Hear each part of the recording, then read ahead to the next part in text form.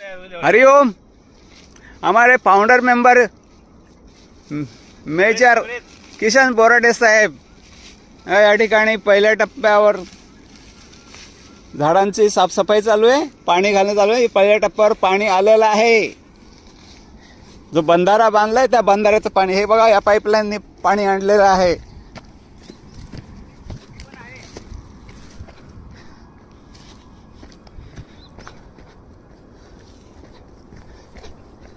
हे आमचे ॲडव्होकेट नागेश हिरवे हे बघा झाडांना पाणी घालतायत।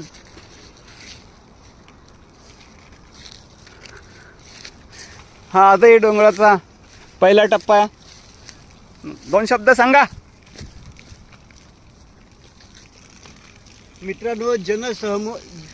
जनसहभागातून एक चांगलं विधायक कार्य करू शकतो याचं उदाहरण म्हणजे आमच्या आदे डोंगरावर बांधलेली 2 धरणं, ज्याचे शिलेदार स्वतः शूटिंग करत आहेत, तळेकर साहेब आणि अरुण रोकडे, नितीन सगळ्यांची नावं घेत बसणं म्हणजे खूप लिस्ट मोठी होईल।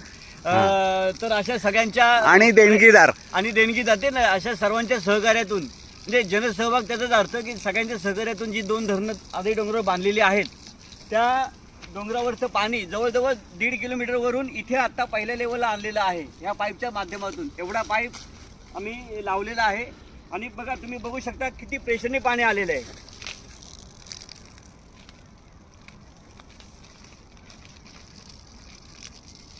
प्रचंड। आता आदे डोंगर काही काळातच जंगली होणार, जंगली।